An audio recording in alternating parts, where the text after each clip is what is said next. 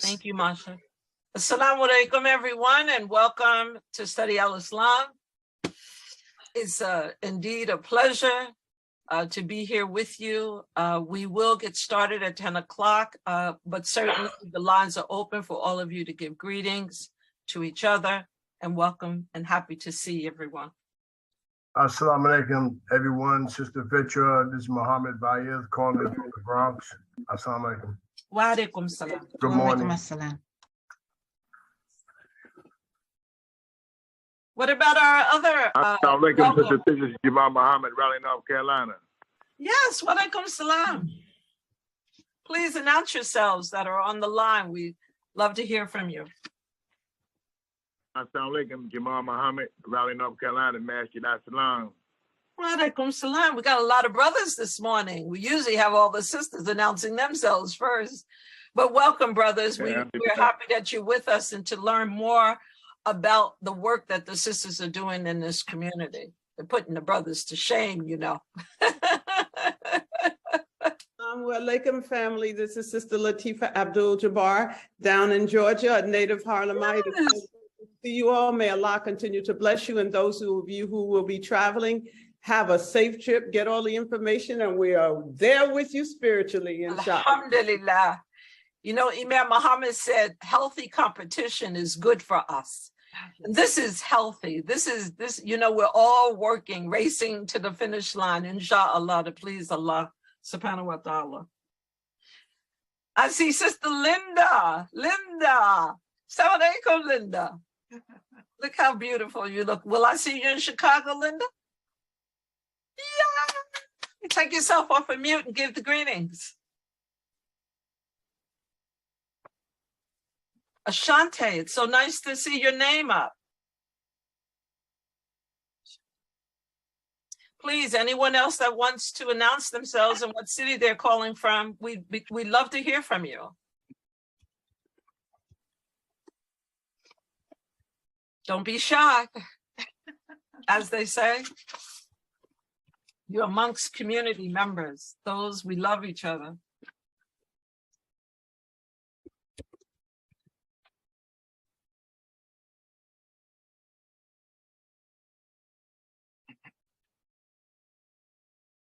Take yourselves off of mute and give the greetings to us.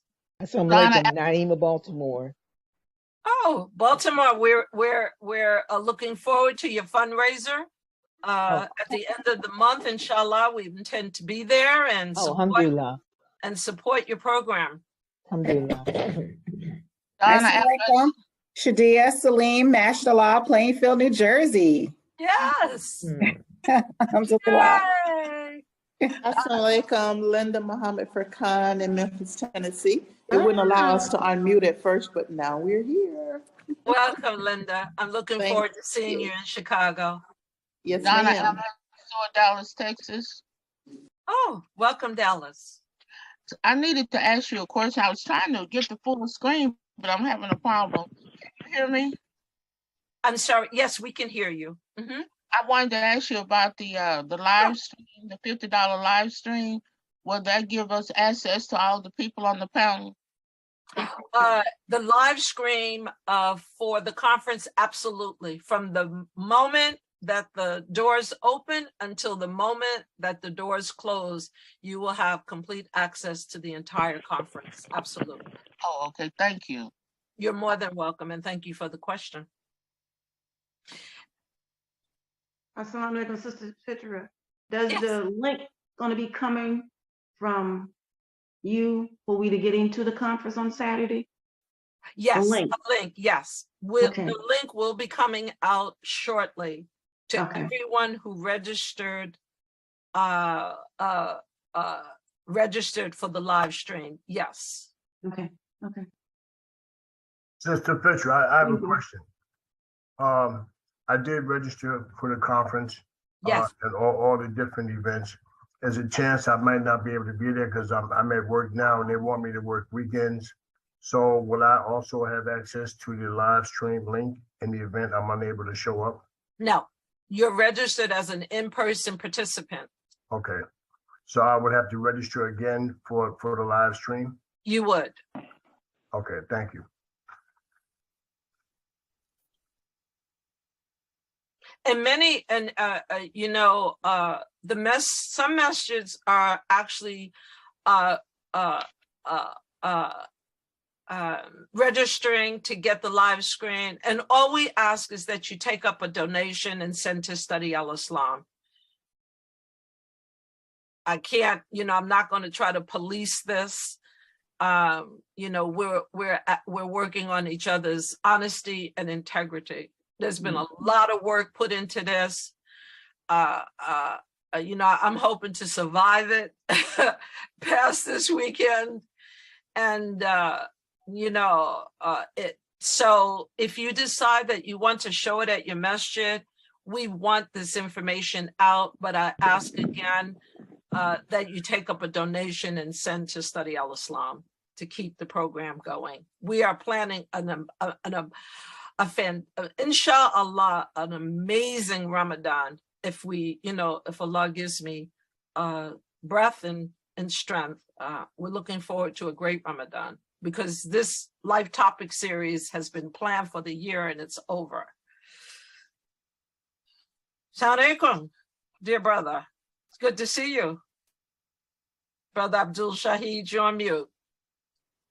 We have 2 minutes. Anyone that wants to announce themselves, any questions about the conference, any announcements you want to make, take a minute and share it with us. That is the whole purpose of us opening early.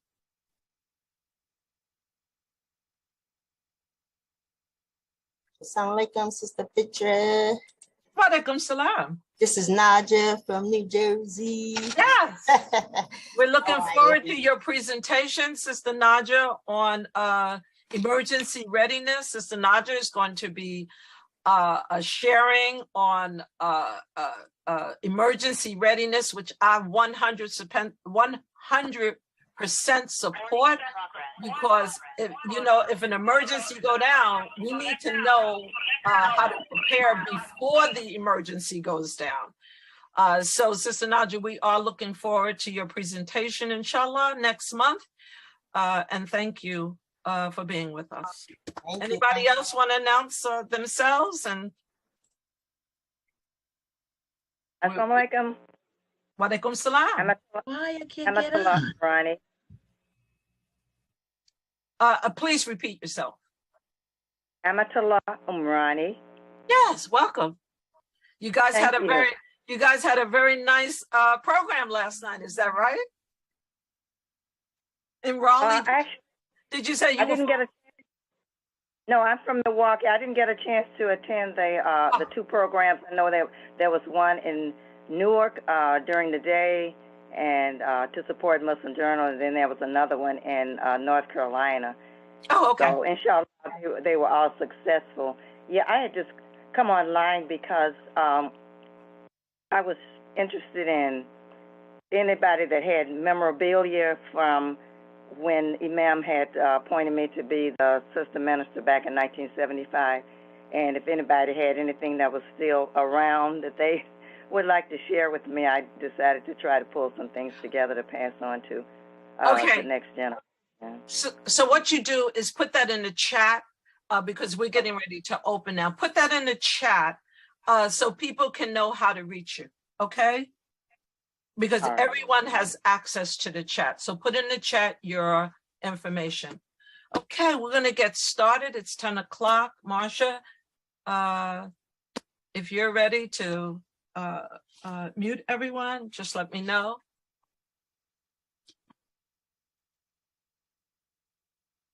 Okay. Everyone is muted. You're ready. Unmute, Sister Fitrah.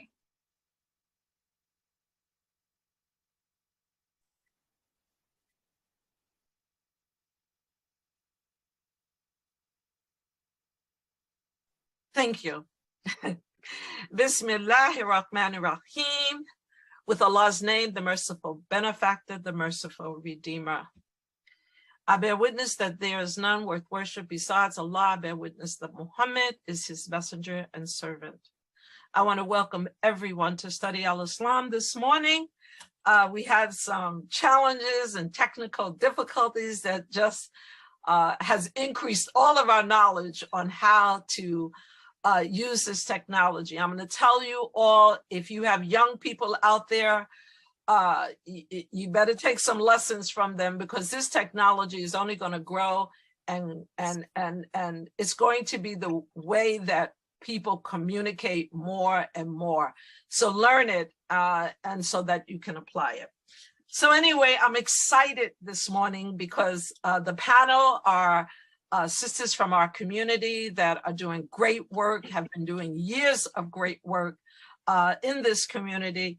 And I want to welcome them and thank them for being with us. I want to begin with our dear sister, Sister Faheemah El-Amin, who is from Plainfield, New Jersey. She is the co-founder of Muslim Community Soup Kitchen. Sister Faheemah, are you with us? Assalamu alaikum, Sister Fitrah. Yes, I am. Wa alaikum salam. Let me just start with the name of Allah. A'udhu billahi minash shaitanir rajim. Bismillahir rahmanir rahim. I greet you all, sisters and brothers, in the name of Allah, and it's good to be here. I thank Allah for this invitation, Sister Fitrah. I thank you, and I certainly hope that I can shed some light on what we do as a community soup kitchen and helping our community. And so we're going to get started with the screen here. Share. Hit that. Okay. And that. I am learning to share. And then go down to this. Okay, I'm learning to share. Go up here because it's a slideshow. Okay. Okay. Start slideshow. Hit this. Okay, I'm working on it. Okay.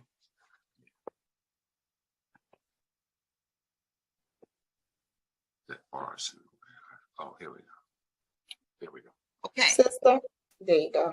Yes, we are located in Plainfield. The Muslim Community Soup Kitchen is a part of Masjid Allah. We're located at 325 Grant Avenue in Plainfield, New Jersey. And I want to start by saying a little bit about the beginning of our program. We started in 1989, but there's something I'd like for you to do as participants and audience. 4 things do you think we can do to alleviate hunger? If you would just think of 4 things that any or all of us can do to alleviate hunger. At the end of the presentation, I'd like to know if you put it in the chat, what do you think those things are? So the Muslim Community Soup Kitchen is a service agency of Union County. And we're located at Masjid Allah. We are a charitable Islamic religious organization. We are also a member of the New Jersey Community Food Bank of New Jersey, okay, that's in Hillside. Our mission started as a humanitarian issue to help the needy in our community. You know, in 1989, it was the big crack time. You know, everybody was doing drugs. And so a lot of our people were on the street, they were hungry. And we, a group of sisters, sat down and decided, we should do something for this community. What can we do? And so we started the Muslim Community Soup Kitchen. We serve everyone. We don't discriminate. You don't need to show us your ID. You don't need to show us anything. You need to be present as well as be respectful of our environment.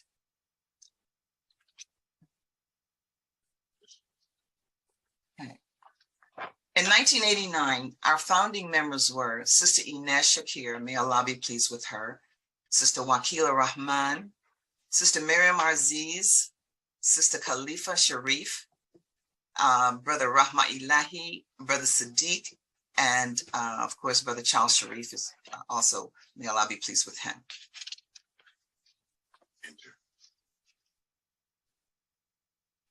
We started feeding the 4th Saturday of the month because we didn't really have a kitchen at the time. We began serving takeout meals. At the time, there were shelters at that time. We don't have any now in Plainfield. We served at the Jewish synagogue, which is Temple Shalom. We served at the YMCA. They sheltered the homeless during the night, and they'd have to leave the premise during the day. We also fed at a church, St. Mark's Church in Plainfield, on Park Avenue. In 1993, our first kitchen, real kitchen, was created. Brother Jami Sharif, Brother Dennis James, and Brother Yusuf Bilal, they built the kitchen. We didn't have very much. We had a refrigerator and a small stove, and Brother Jami and the brothers built a counter for us to work with.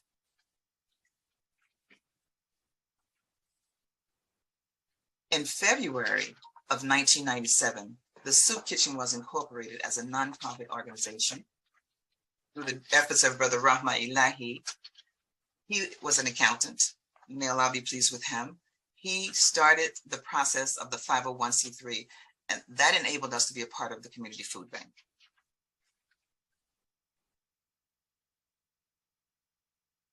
In 1999, Union County developed a community block grant. We applied for this grant, $40,000. The Soup Kitchen had a complete makeover, which included a stove, a sink, a cabinet, shelves, countertops. We had nothing prior to that. So we secured that $40,000. Brother Sadiq, who at the time was police captain at Plainfield Police Department, he had learned how to write grants, thank Allah, and he wrote the first grant for our Soup Kitchen.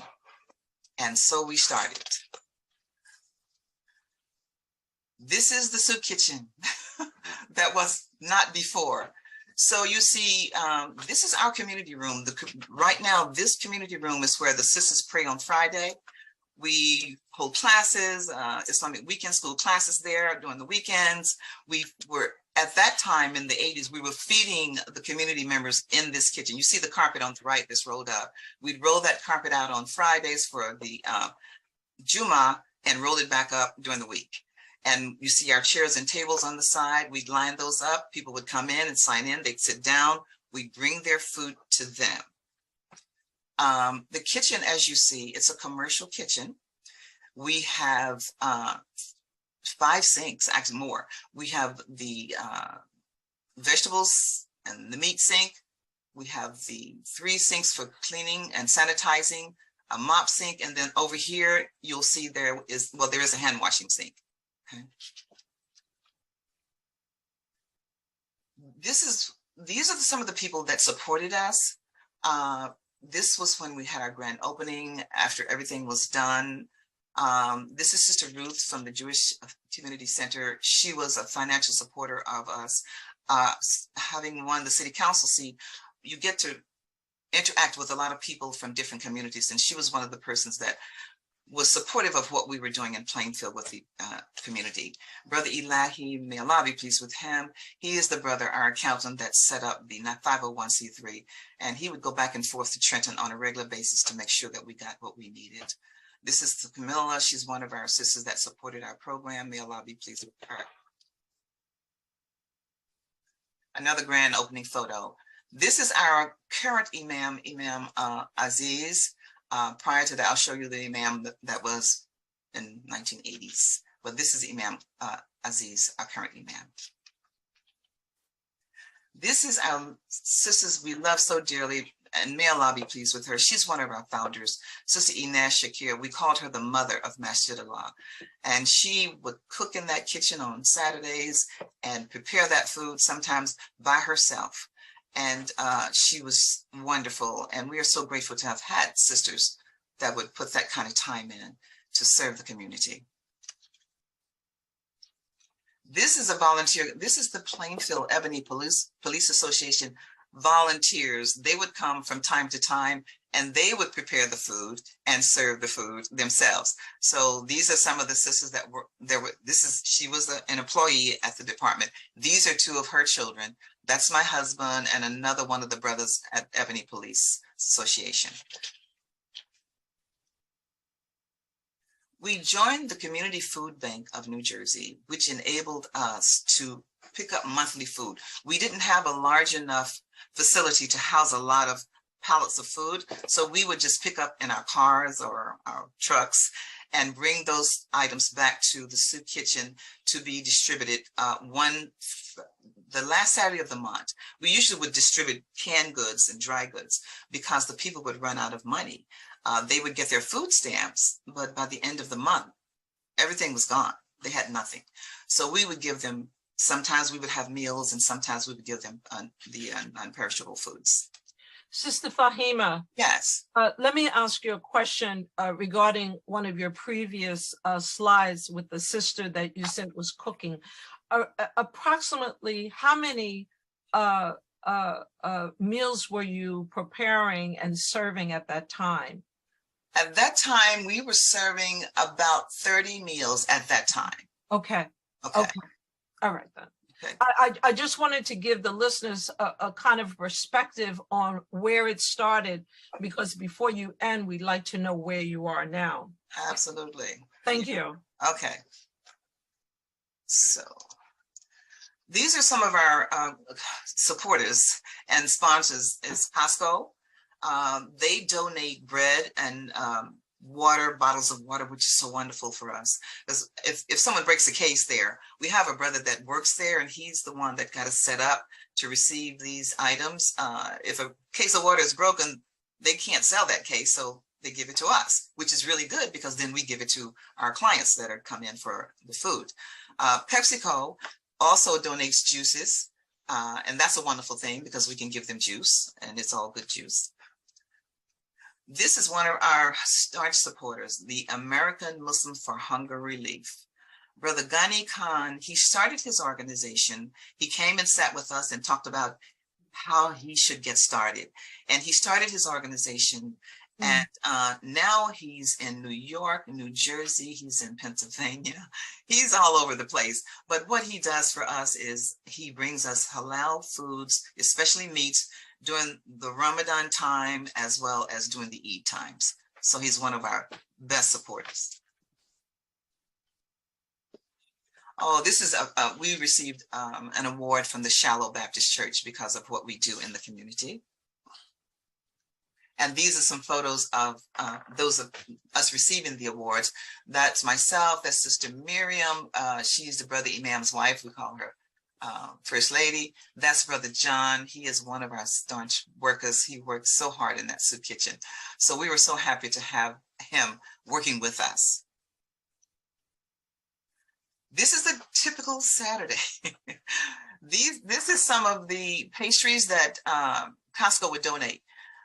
It's not the same every Saturday. It's just what they don't sell. I guess they have to send back. So we take those and we can give those out in the community to the clients that come here to our soup kitchen. You also, this is Sister Rita here. I don't know who that is, her back turned. This is Sister Miriam, and this is Imam. This is our brother Imam Shakir. He is a founder of Masjid Allah, and he also helps out from time to time in the soup kitchen. And that's Brother Sadiq in the back. So we're preparing for the meals. Here, so yes. at this point in your development, about how many meals are you serving? We're serving up to 50 now, up to 50, if not more. And it depends.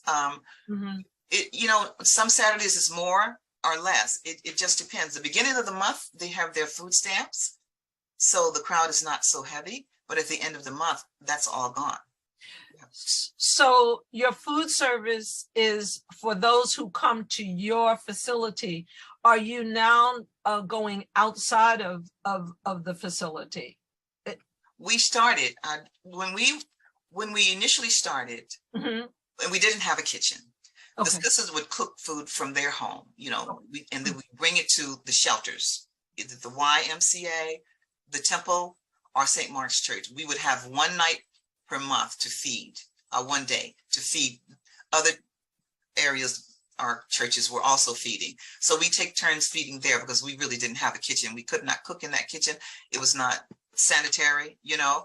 Yeah. So after that, we said, well, you know, we could do it here. And that's when we talked about the grant, if we could get some money.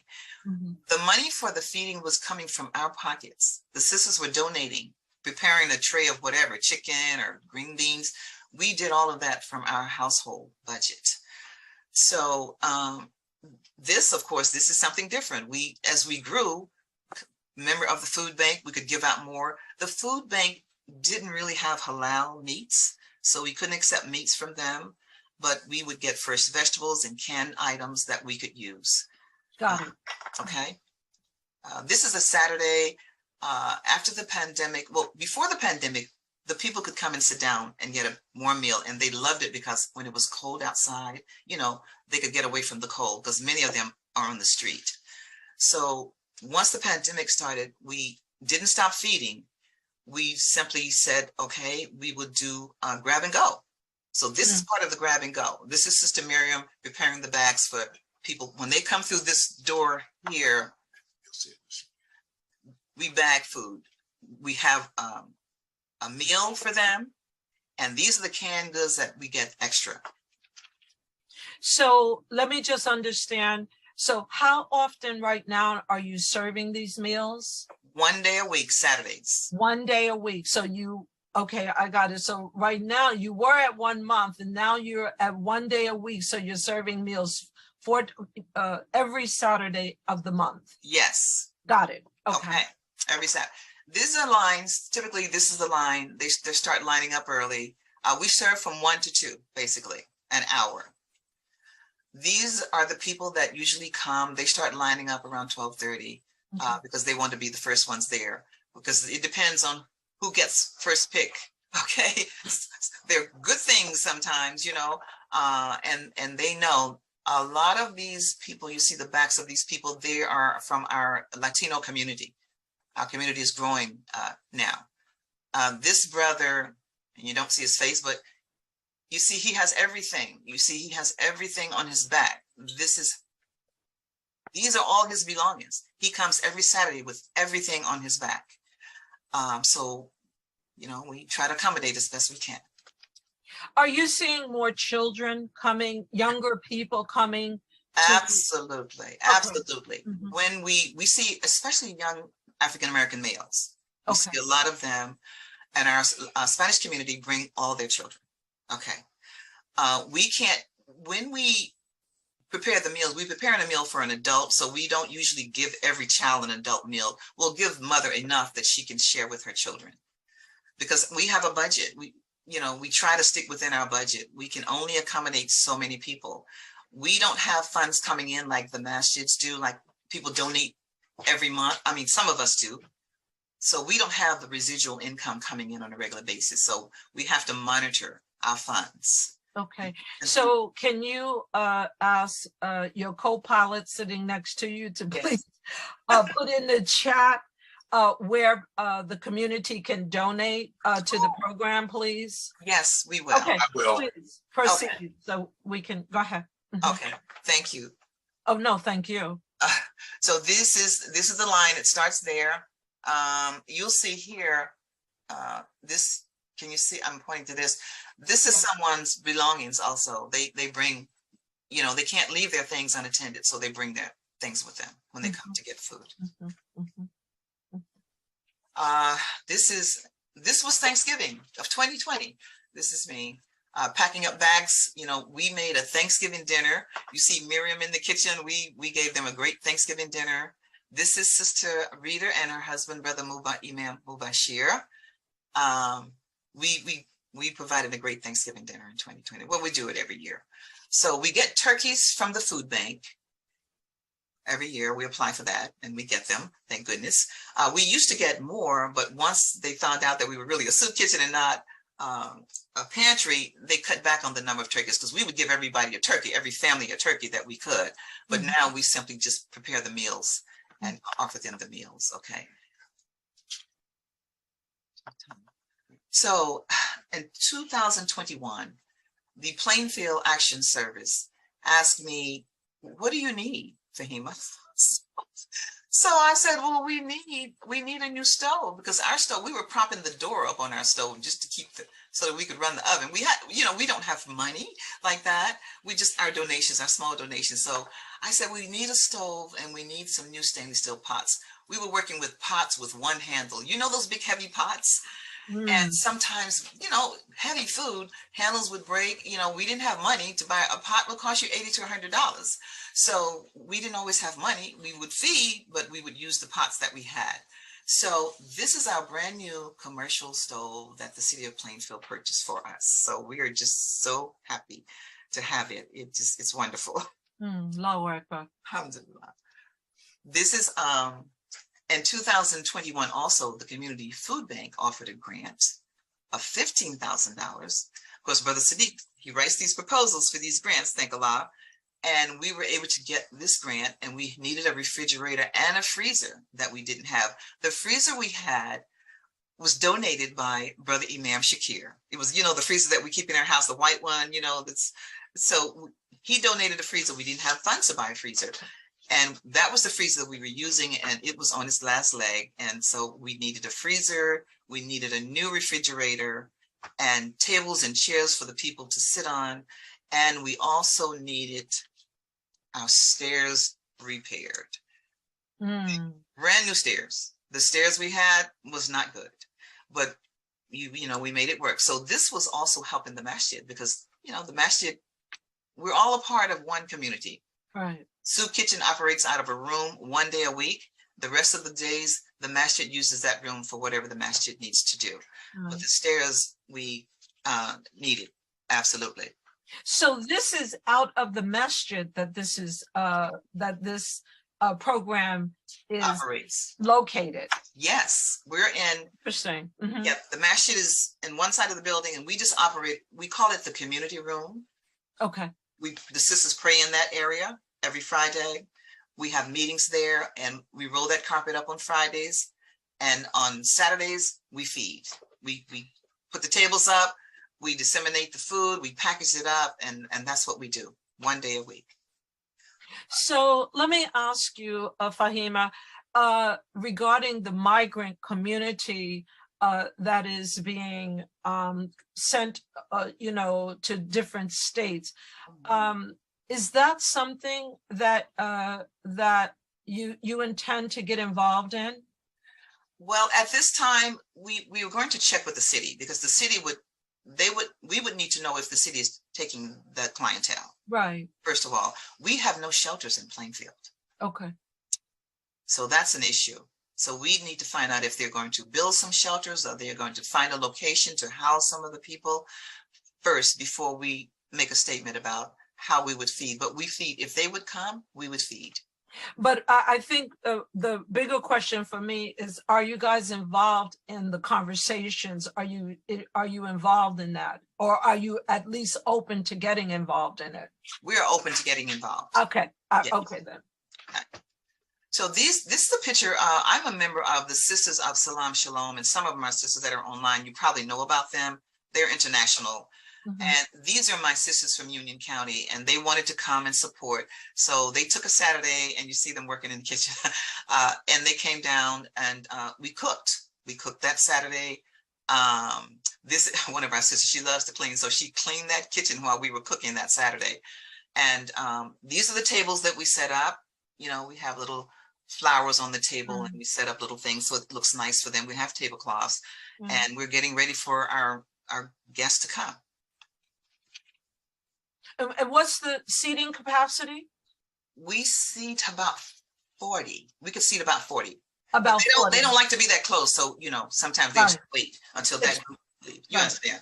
Okay, so you can seat about 40, but your distribution at this time is your capacity right now 50 dinners? We serve 80 sometimes. I see. Depends. I see. So after this is a restaurant that they also support us. This is the an Istanbul Food Lovers restaurant. He has 3 restaurants, but they make the best lentil soup.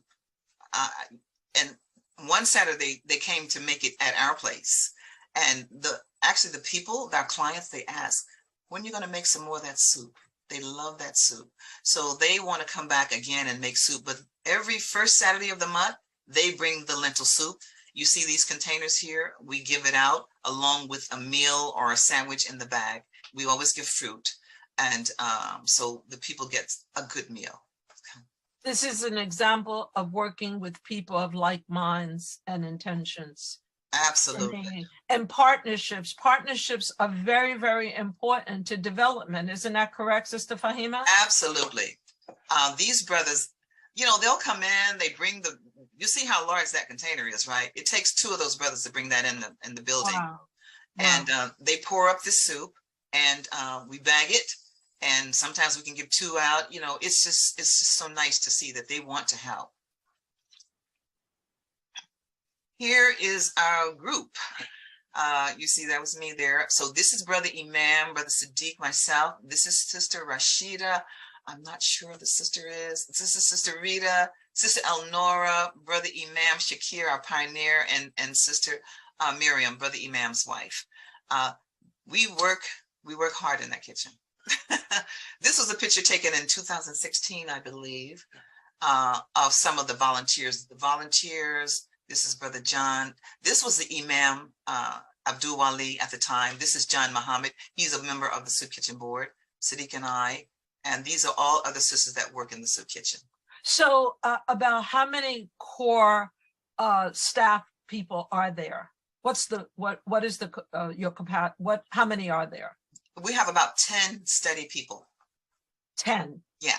So each Saturday we take turns, the 4 of us that's out. I usually get the first Saturday. Rita takes the second, Miriam takes the third, and Rashida and Elnora takes the 4th Saturday. And if there's a 5th Saturday, John does not want to be left out. He wants to take that 5th Saturday. So we all get a turn taking a Saturday. So everybody is still cooking? Yeah, we're still cooking. Wow, okay.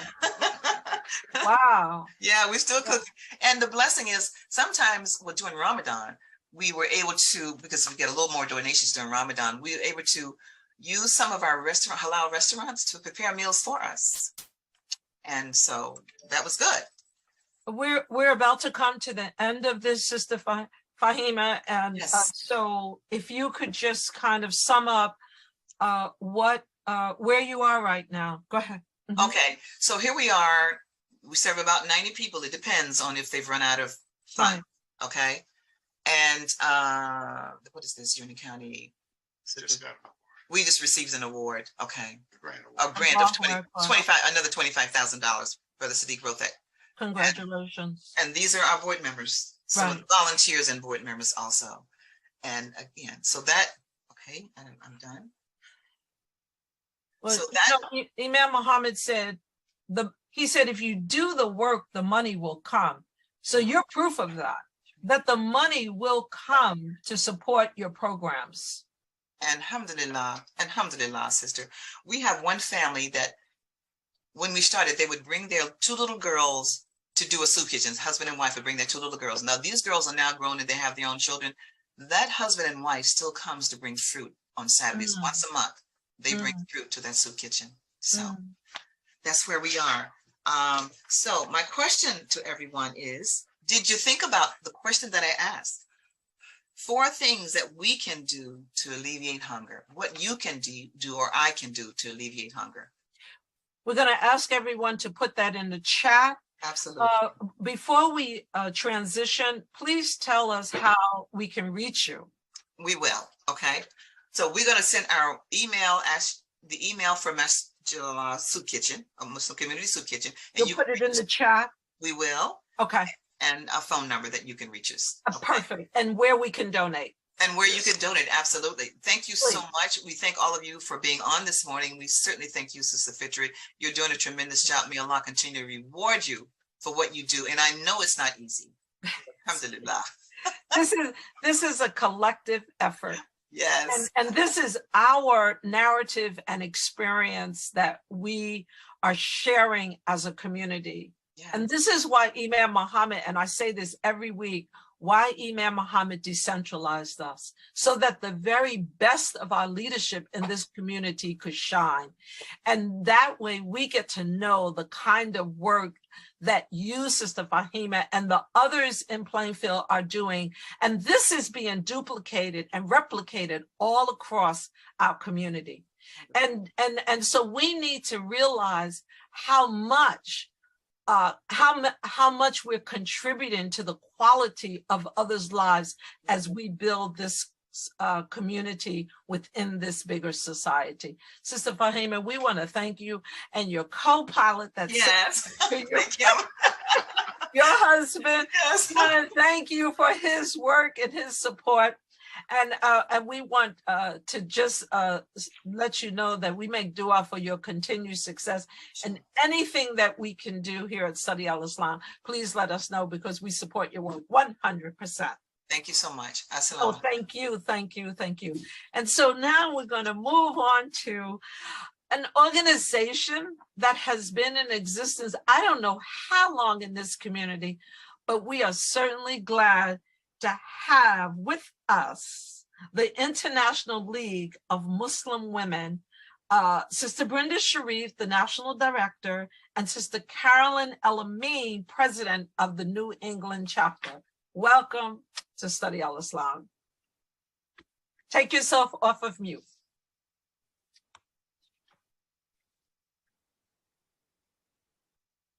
Assalamu alaikum. Wa alaikum salam, Sister Brenda. Alhamdulillah, it is an honor and a pleasure that we are here today, Sister Carolyn and I, representing our International League of Muslim Women.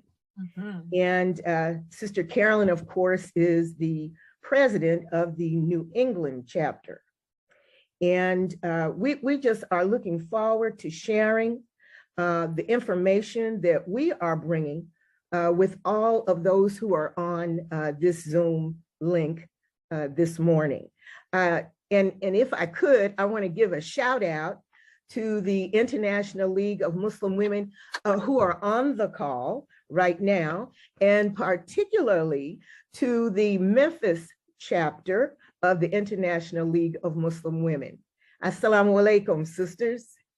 And at this time, I think it would be great, Sister Marcia, if you would begin to share our PowerPoint. All right. The International League of Muslim Women Incorporated. We are serving the community. And I think this is an aspect of our organization that many people do not recognize. We are service. We are service-based. And we particularly target individuals and families, women and children. You can move to the next slide, sister.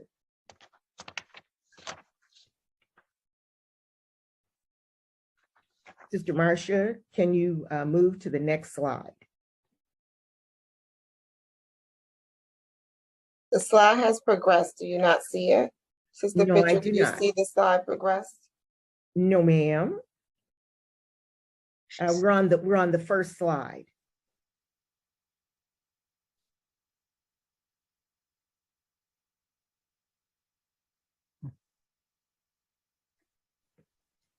Well, while we are waiting for Sister Marcia to prompt us on our next slide, I want to begin with a little history about the International League of Muslim Women. And Sister Fitrah, you mentioned that you don't know how long the International League of Muslim Women have been in existence.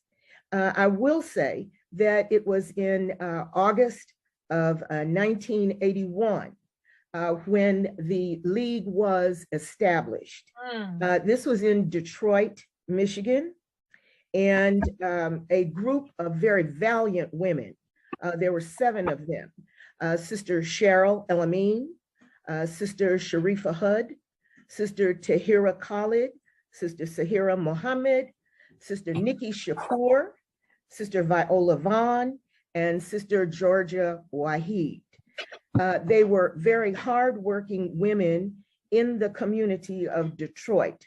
They were striving to serve children and women who were in need, and then ultimately serving full families. And hopefully, when the slide comes up, you will see our first president and our founder, Sister Sahira Muhammad, with our Imam, Imam Warthdeen Muhammad.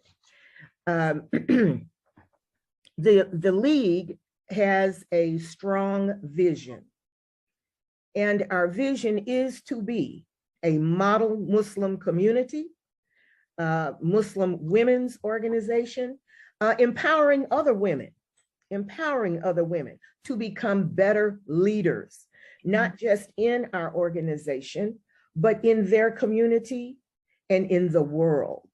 And how are we going to do this? We do it by, of course, work, implementation of our core values. And we truly have grown over those years since 1981. And here, thank you, Sister Nivens. This is the picture of Sister Sahira Muhammad, our first president, and Imam W.D. Muhammad. Some of you all can remember when we had national conventions, the League was always present, serving as hostesses, and Imam Muhammad would always comment that he loved to see the sisters in the red and in the white. All right, if you can move forward, sis, on the PowerPoint.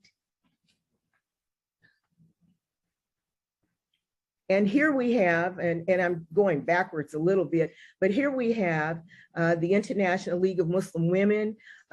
This is a group picture in 2018 in Memphis, Tennessee, where we held our annual meeting. All right, and move forward, please. All right, our mission. We are a 501c3 nonprofit women's organization. We are grounded in Islamic tenets, and we are located throughout the United States and abroad. And what we do, we come together with our resources, each of the chapters, to promote this empowerment that we're hoping that we can disseminate or strengthen in individuals and in the families. We do it through philanthropy and humanitarian work, service and volunteerism, educational research and development. This particular picture is with our dear National Vice President, Sister Varsity Muhammad, out of Philadelphia. And Sister Varsity is in Ghana at this time, where we have sponsored some library projects. And if you could move on, Sister, with the PowerPoint.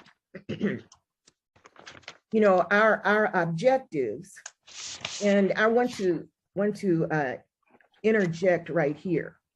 Many people have the impression that our league is a social organization, a social group, where we wear certain colors and have tea or meet together and have a lot of social activities. However, again, we are grounded in service. And our objectives right now, promotion of unity. We collaborate with like organizations, such as the National Council of Negro Women, in particular. Many of our historically African-American fraternities and sororities. And we do this for the promotion of positive community development. We promote the need of awareness and understanding in diverse communities.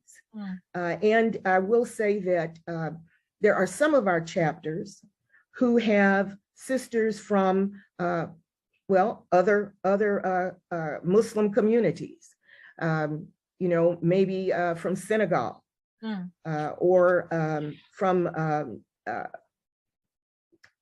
Liberia, just all over the world. We are embracing all of our sisters. Additionally, we provide services to marginalized segments of our community. And we've already seen the beautiful PowerPoint and presentation by the sister regarding the food, her food bank, the soup kitchen. And many of our chapters do provide those types of services also. We try to engage in interfaith dialogue and programs to foster better understanding of us as Muslims and others. We want to implement positive educational and social programs for our youth. And really how we are doing all of this is through our national committees. We have education committee, we have a social service committee, we have two more, which also are very important. And Sister Carolyn, if you can help me right there, the other two organizations, excuse me, committees. You said the education committee? Yes. Public relations. Service, public relations and marketing? Absolutely, absolutely. All right, alhamdulillah. And membership, we have a membership committee also. Move forward, sis. All right, and so we have each year a national platform. And this year, the 21-22 platform is AIM, AIM, Activate Your Inherent Mastery. Each of our chapters build from the national platforms. This year, we were focusing on member enhancement. And that was to cultivate a culture of mastery for the individual, and therefore it would shine out onto the local community, having an excellent and a large impact. The League is based in our core values of trust, service, integrity, commitment, empathy, education, and relationships. We have 7 core values, as we had 7 founders. And these values are extremely important, not only for the community outreach and interaction, but also together as sisters in the International League of Muslim Women. Next slide, sister. I would like to introduce to you our League chapters. We have a chapter in Atlanta. And if you would, we don't have that picture immediately, but I will show you on the left of your screen. This is the Chicago chapter. On the right, the Columbus chapter, Columbus, Ohio. And the New Jersey chapter, our newest chapter with the largest number of sisters who are active in our chapter. Alhamdulillah. If you would move to the next slide, sis. Here we have on the left of your screen, the Philadelphia chapter. Sister Varsity, our national vice president, is seated with the red and white check and pearls and her red scarf. All right, and on the right, we have the Rochester chapter. And I would like to take time right here with this picture of the Rochester chapter. The sisters that are seated, and I will begin with the sister with the glasses. That is our great pioneer, Sister Margaret Sabir Gillette. Sister Margaret returned to Allah a couple of years ago and was the international regional director for the League chapters. And she was living in Buffalo, New York, and established a very active chapter in Buffalo. The sister to the right is Sister Deborah Abdur Rahim. She was our second national president. She resides in Atlanta, Georgia. If we look at the left again, the lower left, we have the Memphis, Tennessee chapter. And if you could look to the sister with the big red corsage, that is our sister national treasurer, Dr. Kadria Debenham. Additionally, let's see, on that same picture, right below Sister Kadria, we have Sister Linda Mohammed Furkan. She is our national corresponding secretary. On the right, we have the South Florida chapter. And you can see in the white seated, Sister Anissa Hanif, who is our national sergeant at arms. These are all very active chapters. If you could move to the next slide. I'm going to introduce Sister Carolyn El-Amin because the New England chapter is a very important chapter to us, and who can better speak to it than Sister Carolyn. Okay. Assalamu alaikum. Wa alaikum I want to thank Sister Fitrah for inviting us to do a presentation this morning. And inshallah, I'll give you an overview of the New England chapter. The New England chapter was organized, established in 2003 with 5 sisters. And at that particular time, Sister Khalila Kareem Woodstead, radiallahu anha, was the president of the International League of Muslim Women. We also established the Angelique Sahira Muhammad Scholarship. And this scholarship was named after Sister Sahira Muhammad's granddaughter, Sister and these scholarships are given to any students, sisters who who's interested in higher education, to students who demonstrate leadership in the community and school activities. We have an active junior league program that was established in 2012. And there were 2 sisters who spearheaded, worked with the junior leagues. They also, they did some of the same type of work that we did as far as working in shelters or visiting the sick. They did fundraiser, they did a relay race. And this money was used to donate to those who had, to work against cancer and those who had survived cancer. The money was used for that purpose, And on the right here, the top right, this is an organization that we partnered with, that we package food with, and it is distributed to the needy. Now, like the Sister Faheemah and Sister Fitrah was saying earlier, that you want to work with like-minded people. So at our conference, the first picture that you saw, Imam Warthi Muhammad and Sister Sahira, this was at our conference, our 12th annual conference. And at that conference, he did the public address. And in this address, I just want to read some of the comments that he made about the International League of Muslim Women organization. And I would like to quote, he said, "We have to understand that we need special efforts like the International League of Muslim Women, special organized efforts. We need that very much.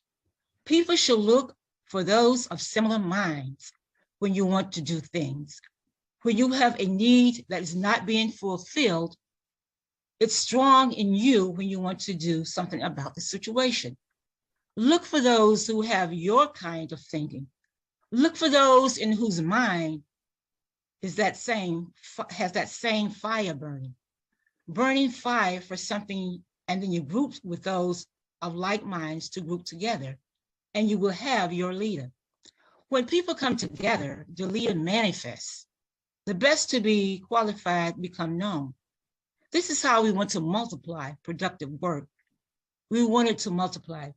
We thank Allah, he says, for Sister Sahira Muhammad, radiallahu anha, and all these great sisters. And he also went on to say, Allah says you are the best community evolved for the good of all people. That tells us that if you are narrow and just want community excellence that would benefit you and your race, Allah is not with you. But if you want community excellence that will represent the excellence of mankind, and you want to share whatever you have that the others don't have that will help them if they are sincere in heart, you want to share with them. That is the community Allah evolved. When Allah says that you are the best community that evolved, he is saying that he brought you out of nature. You are evolved upon the excellence of your nature, end quote. Okay, at the bottom left, that's some of the members of the Junior League that I was speaking about earlier. And some of these Junior Leaguers have also become, senior leagues now. So the ages for a Junior League was from 11 to 17. But like I said, some of the Junior Leaguers are now a part of the Senior League. And on the right is the International League of Muslim Women chapter. Carolyn and Brenda, let me ask a question. Yes. So what is the criteria for membership? Can anyone join that's in the community, or is it any Muslim person that can join? Absolutely. Excellent question. And Sister Carolyn, you were about to answer that. You can go ahead. No, I was just going to say that the International League is open to all women. It's open to all women, not just Muslim women. Absolutely. It's all women, 18 and up. Absolutely. Yes. And with that being said, there are some chapters, who have non-Muslim members that are very active.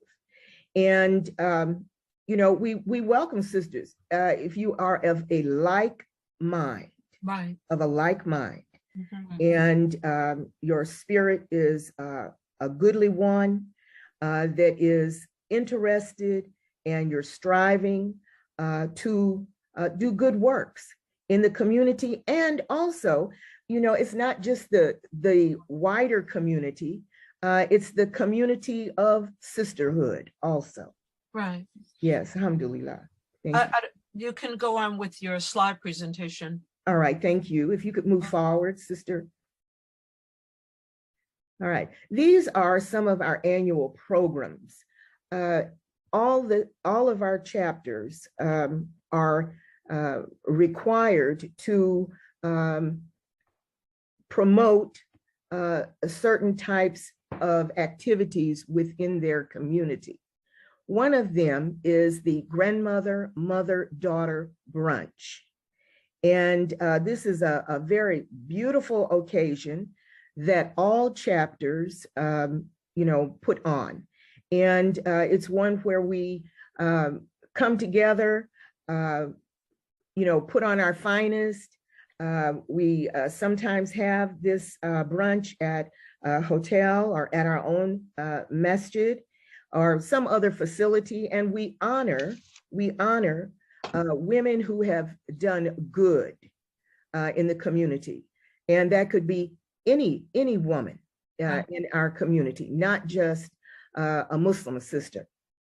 And there is a picture, if you can see in the lower right-hand corner, of a group of sisters. I believe that was in New England. Yes, Sister Carolyn? Yes, this was And, at our grandmother, mother-daughter luncheon. And this is just sisters receiving door prizes. We had door prizes for those who attended. And the sister in the hat, she's the one who put together the baskets for the door prizes. And the sister with the sister on the far left with the basket. Now we bought some she's from. She's frozen right now. And as we're growing near the end of time, Sister Brenda, there is a question. Would you please let the community know the other cities where the Muslim League of Women have chapters? Is there a slide in here that you would like to show as we come close to the end of the program? Actually, it was a previous slide. Okay. And those are the chapters that we have at present. We have, I believe it's nine chapters in the United States, 9 or 10 chapters. And well, I can just list them, but we have Chicago, Illinois. We have Columbus, Ohio, Atlanta, Georgia, Memphis, Tennessee, South Florida. We also have Rochester, New York, the New England chapters, and of course, Philadelphia, Pennsylvania. New Jersey. And yes, of course, New Jersey. How about Washington, D.C.? And Washington, D.C. Okay, okay. Yes. Okay. Absolutely. So, Sister Brenda, again, I want to give you the opportunity, if there's no other slides that you need to present at this time, I want to give you the opportunity for people to reach you. Can someone put in the chat where you can be reached, or how anyone who wants to become a member? Absolutely. If we could, we have all that information on a last slide. Okay. However, Sister, can you progress? I want everyone to see this. We are the International League of Muslim Women. Wow. And we have international connections. Some of our philanthropy and giving is targeted to, one, a Senegalese project where we donated sewing machines for the Senegalese women to empower themselves through business. Also, we have donated monies for desks at one of the schools in Ghana. And then the Mali initiative, we have also supported that school in Ghana. Move forward, sister. I know we're running out of time. I just want you all to see the International Board of Directors, Sister Varsity Muhammad, Vice President, Sister Adria Shaheed, Recording Secretary, Victoria Ali, Assistant Recording, Sister Linda Muhammad Furqan, Corresponding Secretary, Sister Kadria Debnam, our Treasurer, Sister Zakia Hassan, Assistant Treasurer, Sister Anisha Hanif, Sergeant at Arms, Sister Vicky Bashir, our Regional Director, Sister Tanura Barbour, our Regional Coordinator, and Sister Carolyn El-Amin, Regional Coordinator. Alhamdulillah. If you go to our last slide, thank you so very much. Here is our contact information. We are at TILMW Inc. national@gmail.com. We are on Facebook. We are on Instagram. And guess what? We do Twitter. So sisters, we, as the International League of Muslim Women, we have grown over the past 30 years coming into this new society. And we are striving to be ready and able to continue to give and to intersect and interconnect with all right-minded women and organizations here in our United States. Sister Brenda, thank you. Yes, yes. Thank you so very, very much. It's never enough time to dedicate. You know, I always encourage everyone to please be in contact with Sister Brenda, Sister Faheemah, Sister Carolyn, and learn more about the what these organizations are doing, what these great women are doing. These are the women leaders in our community, and we have to support their work because they are doing good work in the community. And you can see that from what they're sharing with us. So I want to again say thank you. We are at the end. May Allah subhanahu wa ta'ala protect you all, keep you safe, your family, continue to inspire you. You know, when help comes from Allah, victory is near. So I just want to say to everyone, there's almost 200 people on the line, to everyone, please reach out to these sisters, donate to their program. Sister Brenda, I'm gonna hold you to letting us know some events that are coming up and when there's gonna be travel. I wanna be one of the first on the plane with you. So, so please find a way to communicate with us on a regular basis and reach out to the community, whether it's through a newsletter, through some kind of announcement, so we can be engaged with the Muslim League of Women. And Sister Faheemah, and to the group at Plainfield, you know, I'm a New Jerseyite, so all I can do is say, this is the year of the woman, and we got it going on for sure. May Allah continue to bless us, continue to inspire us. Our brother, Sister Faheemah, if your husband can close us in a short dua, yes, we can close out, please.